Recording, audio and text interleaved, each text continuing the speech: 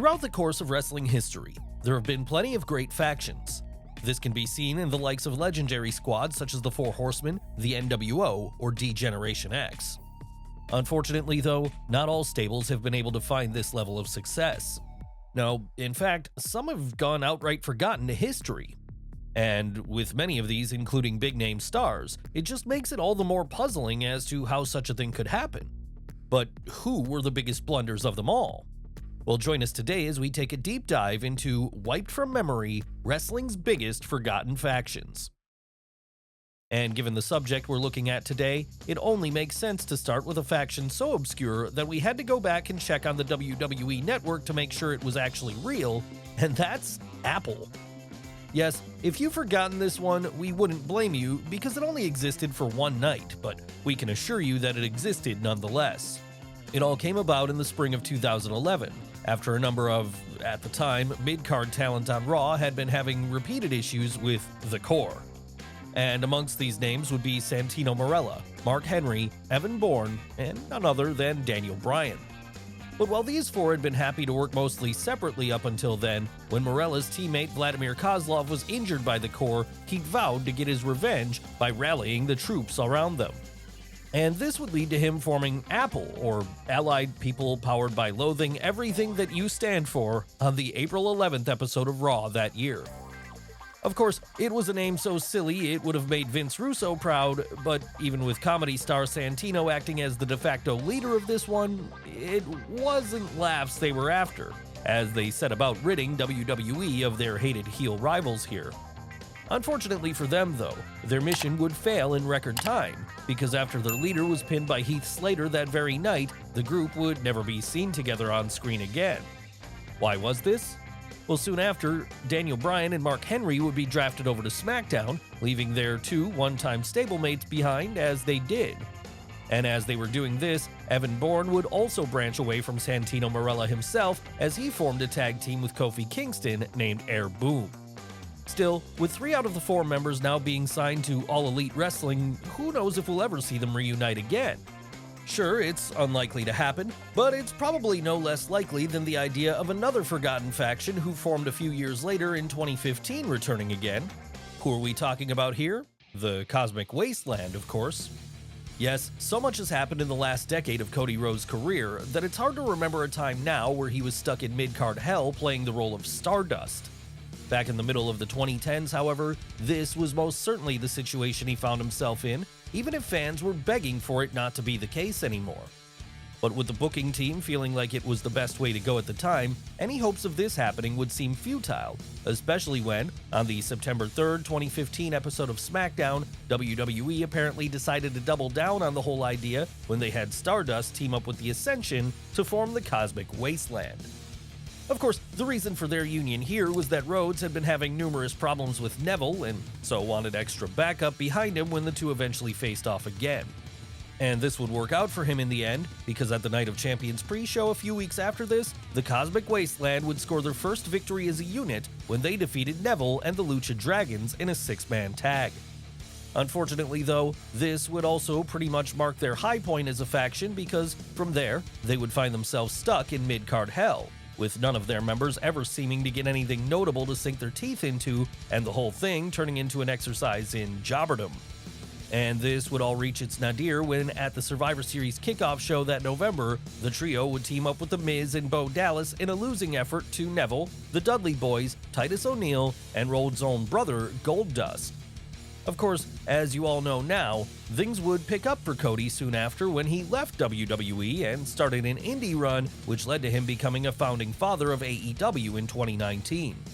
And since then, he set about closing off his unfinished business with WWE by returning there, and as it stands right now, looking like the most likely option to finally dethrone Roman Reigns. That said, there are others who could fill this role too if Cody is unable for whatever reason. And one of the main roles it could be in that case is a former stablemate of the Tribal Chiefs, Seth Rollins. But while it's his days in the Shield many still remember him most fondly for, few now recall the Architects' short-lived faction with Buddy Murphy and the Authors of Pain. Yes, this one was so insignificant in the grand scheme of things, it never even got an official name.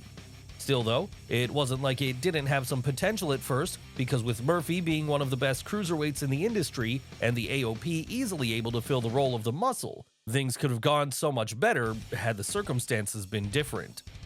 Sadly though, despite an impressive start following their formation on the December 9th, 2019 episode of Raw and the subsequent tag team title win a few weeks later, the group would begin to falter by the time March came around. And that was because it was here that Rollins and Murphy lost their tag team titles to the Street Profits, with this marking the point the downfall began. That's right, after failing to hold on to his gold, the Architect would then lose a singles match to Kevin Owens at WrestleMania 36 only a couple of weeks later. And right as this was happening, the muscle of his stable would be taken out when Razor suffered a bicep injury and was forced to go get surgery. So now with Rollins and Murphy being the only two left standing, they'd try their best to carry on the short legacy of the group for a while longer. But even this would have come to an end by October of 2020 when the two finally decided to go their separate ways. And with them now being divided by promotions, it looks unlikely they'll be teaming up together anytime again soon. Of course, for as disappointing as this whole thing ended up being, there was some measure of success which came out for its members. And that puts it head and shoulders above our next entry, because when it came to the Dogs of War, they'd have nothing to show for their brief partnership by the time it was done. But when did this happen? Well, it was back in the autumn of 2018 that, after the Shield had reformed, Braun Strowman, someone who was then feuding with Roman Reigns, would feel the need to gather some backup around him too. And with Dean Ambrose and Seth Rollins not being an option then, he'd instead recruit Drew McIntyre and Dolph Ziggler, as from there, the trio began calling themselves the Dogs of War. Sadly though, this stable would be less of a D-Generation X and more of a League of Nations in the end, because with their goal seemingly being to do nothing but get Reigns over, they'd lose pretty much every encounter they had with the Big Dog and the rest of his teammates. In fact, during their first match together as a faction at the Australian pay-per-view Super Showdown on October 6th of that year, the Dogs of War would be handily defeated by the Hounds of Justice.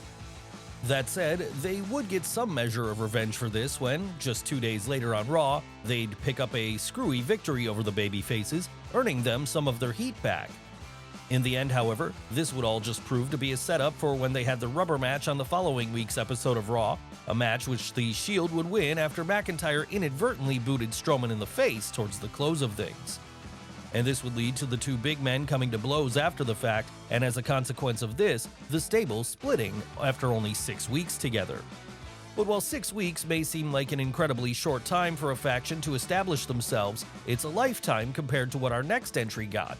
And that's because, after only 1 month together in April of 2017, the Welcoming Committee would be done and dusted. Who were the Welcoming Committee and what was their purpose? Well, after Charlotte Flair was moved over to SmackDown as part of that year's draft, she'd instantly begin staking her claim to the top women's prize on the Blue brand. What she didn't realize at this time, though, was, by doing this, she was drawing the ire of a number of other women on the roster who felt that, as they had been there before her, they should get a title shot first. And that was what led to Natalya, Carmella, Lana, and Tamina all coming together to form a welcoming committee for the Queen, with this committee being less concerned with introducing their newest colleagues to all the comings and goings of the roster, and more concerned with giving her a beatdown.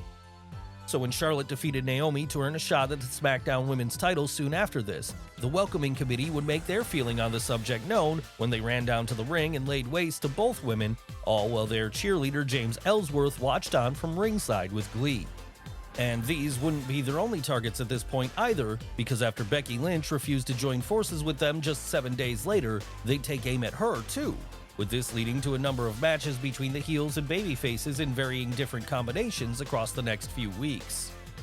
In the end though, even after beating Flair, Lynch, and Naomi in a 6-woman tag at May 16th's Backlash pay-per-view, the Welcoming Committee would be unable to rid the Blue brand of Charlotte and her friends. And this would see the stable begin to drift apart from there as, with them having failed in their ultimate goal, they would go their separate ways soon thereafter, and the idea that they had even been a team would go largely forgotten to history. Of course, this wouldn't be the only time WWE created a women's stable which has failed to live up to the test of time, because way back in the Attitude Era, when pretty much anyone and anything was able to get over, PMS would be there and gone so fast that it's easy to forget they were ever a thing at all. And yes, you don't win any prizes for guessing that the idea of naming an all-women's stable PMS was a Vince Russo idea, with the whole thing here being an acronym for Pretty Mean Sisters. As for who the Pretty Mean Sisters in question were, well, they were Terry Runnels and Jacqueline, two women who felt that, after being jilted by their former on-screen partners Goldust and Mark Marrow, they needed to come together so as to make sure they would never be treated the same way again. Needless to say then, with Russo at the helm here, the duo would get involved in a number of controversial storylines throughout their run together in late 1998 and early 1999. And as it turned out, none of these would be more controversial than the time Terry Runnels claimed Val Venus had gotten her pregnant, only for the big Val Boski to then announce, in what might be the peak moment of wild 90s wrestling, that he couldn't be the father, as he'd already gotten a vasectomy. But even that wasn't the end of things, as, not long after this, Terry would accidentally be knocked off the ring apron by D'Lo Brown during a match, with this causing her to have a kayfabe miscarriage. Yes, believe it or not, Lita wouldn't be the only woman in WWE to get a dead baby storyline. Though luckily for PMS, their incidence of it happening has almost been forgotten now. And it's also largely gone forgotten that, after Ryan Shamrock briefly joined up with them in May of 1999, they'd add a love slave to their stable in the form of Meat, a character portrayed by Shawn Stasiak which was only marginally better than the Planet Stasiak alien he would play a few years later. And that's because at least here he was supposed to be a human, albeit one who ended up being too exhausted to wrestle after Terry apparently tired him out with too much sex before matches. Of course, this would lead to a rift forming between her and Jacqueline then, with things eventually getting so bad that the duo split soon thereafter, leaving this awful faction to be consigned to the bargain bin of history. That's right, there were parts of the Attitude Era which sucked too. But one thing most 90s wrestling fans can agree didn't suck was Extreme Championship Wrestling. And that's because, as the punk rock promotion which stood in opposition to the Big Two, they were the real favorite of alternative kids everywhere. Once they went out of business and were then revived under the WWE banner in 2006, however, it quickly became clear that none of the rebel spark which had made them so special was still there. And nowhere was this more evident than when, in trying to get some fresh young blood over in the brand at this point, WWE would make the decision to create an all-new stable named the New Breed in January of 2007. Who were the New Breed? They were a stable made up of Elijah Burke, Marcus Corvon, Matt Stryker, Kevin Thorne, and Ariel. And immediately then, you can see how this one went wrong, because with none of these figures exactly embodying the spirit of Extreme, there was no desire for fans to get behind them. In fact, whenever they came out to the ring to wage war on the various ECW originals there, such as Tommy Dreamer, The Sandman, or Sabu, live audiences would only care about seeing the older stars giving them a beatdown as, even if they were getting on in years, they'd already proven themselves to be hardcore. When it came to the new blood, however, they had a definite stink of being Vince McMahon guys, something which the Extreme portion of the crowd was never going to welcome in with open arms. So after a couple of months of their efforts continually failing to get over, it was decided that a star with some indie credibility needed to be added to the mix so as to turn the ship around. And that was how CM Punk, himself a relatively new recruit to the WWE system at this point, would find himself becoming the new leader of the faction, with his intention here being to prove that they could all just be as good as any of the hardcore originals. Unfortunately though, dissension would begin to build within the ranks at this point, in an all too familiar tale now.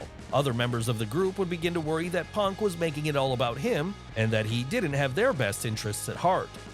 So, as the weeks and months went on then, more and more members of the New Breed would start quitting the stable, with this leading to a situation where, by mid-2007, the whole thing was over and all of its members would have gone their separate ways. That's right, for a faction that was supposed to represent the future of ECW, their dissolution would prove to be eerily prophetic, as just a few years after this, the brand would be dead all over again too. But it's not just WWE who has created some pretty forgettable stables over the years, of course, because over in WCW, there were more than a few which qualify for this video too. In fact, there's one which probably qualifies above all, and that's because, right as it was in its death throes in early 2001, the company would introduce fans to the Magnificent Seven. Yes, in its last attempt at getting over a big stable, the once mighty Southern Wrestling promotion would decide to pair up most of the main event stars left at this point when they had Ric Flair, Jeff Jarrett, Scott Steiner, Rick Steiner, Lex Luger, Buff Bagwell, and Road Warrior Animal all join forces to enact yet another hostile takeover. Of course, this time, the babyfaces would be prepared for such a thing, and so, as the weeks went on, the likes of Sid Vicious, Diamond Dallas Page, and, ironically, Kevin Nash would all come to the defense of their home turf. And that would lead to a number of big-time matches following this. That said, despite occasionally coming out on the losing end during these fights, the Magnificent Seven would always get their win back eventually, leading many fans to believe things were now moving into a whole new era of the company with them in charge. Sadly though, before the storyline could reach any kind of climax, the whole thing would be scrapped when, after Vince McMahon bought WCW in March of 2001, he'd decide to scrap all of their pre-existing storylines. And as a result of this, the faction has largely gone forgotten in the years since, an impressive feat considering some of the names who were involved in it. And the Magnificent Seven weren't the only late-period WCW faction that would go mostly forgotten after the fact either. No, well, we're sure most people remember Harlem Heat for acting as a springboard to main event singles stardom for Booker T. We doubt many of you remember the later incarnation of the group, Harlem Heat 2000. That's right, back at the turn of the millennium, everyone had an obsession with adding 2000 to the end of everything. Hell, even WrestleMania fell victim to this at one point. But while that was a mostly successful show, the same can't be said for the success of Harlem Heat 2000. Because this one was so bad, it's no surprise it's been pretty much erased from people's minds. What was so bad about it? Well, this incarnation of the group didn't include Booker T for one, someone who was largely recognized as being the worker who could put on good matches whenever it was called upon. So when Stevie Ray abandoned his real-life brother in February of 2000 then, and decided to form his own new version of the team, it was doomed from the start. And this would only be emphasized when he announced his new partners, Cash, Jay Briggs, and Big T, the latter of whom would be more commonly known to many fans as Ahmed Johnson. Yes, out of the 4 people in the stable now, roughly none of them were good enough to be trusted with 10 minutes of TV time in the ring. And this quickly saw fan interest in the group crater, as on a regular basis now, they'd be involved in some of the worst matches of any given week. That said, the low point of this one wouldn't come until 1 month later when, at February 20th Super Brawl, Big T and Booker T would battle it out in a match to see who would own the rights to the letter T.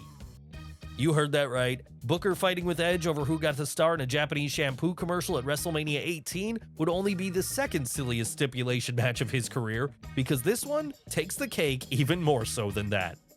And it was the poor response to this match, combined with the fact that fans were growing less and less interested in seeing them every week, which eventually led to Harlem Heat 2000 disbanding in June of that year.